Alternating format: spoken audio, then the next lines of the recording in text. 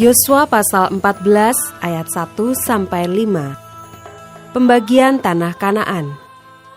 Inilah semuanya yang diterima oleh orang Israel sebagai milik pusaka di tanah Kanaan, yang telah dibagikan kepada orang Israel oleh Imam Eleazar dan Yosua bin Nun dan para kepala kaum keluarga dari suku-suku mereka, dengan mengundi milik pusaka itu, seperti yang diperintahkan Tuhan dengan perantaraan Musa mengenai suku-suku yang 9,5 itu. Sebab kepada suku-suku yang 2,5 lagi telah diberikan Musa milik pusaka di seberang sungai Yordan. Tetapi kepada orang Lewi tidak diberikannya milik pusaka di tengah-tengah mereka. Sebab Bani Yusuf merupakan 2 suku, Manasye dan Efraim.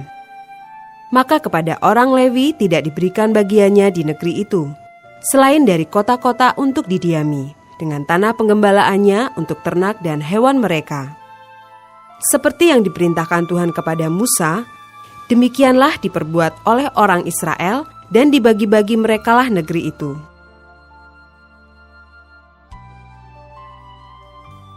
Ayat 6-15. Kaleb mendapat Hebron. Bani Yehuda datang menghadap Yosua di Gilgal.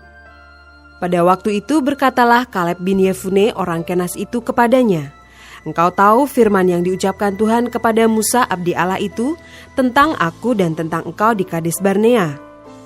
Aku berumur 40 tahun ketika aku disuruh Musa, hamba Tuhan itu, dari Kades Barnea untuk mengintai negeri ini.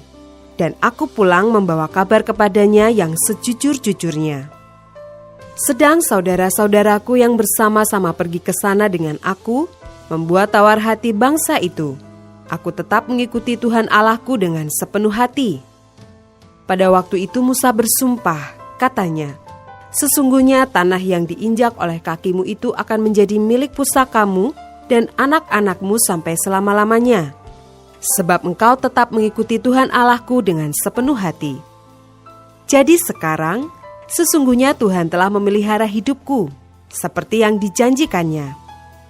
Kini sudah 45 tahun lamanya, sejak diucapkan Tuhan firman itu kepada Musa, dan selama itu orang Israel mengembara di padang gurun. Jadi sekarang telah berumur 85 tahun aku hari ini. Pada waktu ini aku masih sama kuat seperti pada waktu aku disuruh Musa. Seperti kekuatanku pada waktu itu, demikianlah kekuatanku sekarang untuk berperang dan untuk keluar masuk. Oleh sebab itu, berikanlah kepadaku pegunungan yang dijanjikan Tuhan pada waktu itu, sebab engkau sendiri mendengar pada waktu itu bahwa di sana ada orang Enak dengan kota-kota yang besar dan berkubu. Mungkin Tuhan menyertai aku, sehingga aku menghalau mereka, seperti yang difirmankan Tuhan." Lalu Yosua memberkati Kaleb bin Yefune, dan diberikannya Hebron kepadanya menjadi milik pusakanya. Itulah sebabnya Hebron menjadi milik pusaka Kaleb bin Yefune, orang Kenas itu sampai sekarang ini, karena ia tetap mengikuti Tuhan Allah Israel dengan sepenuh hati. Nama Hebron dahulu ialah Kiryat Arba. Arba ialah orang yang paling besar di antara orang Enak. Dan amanlah negeri itu berhenti berperang.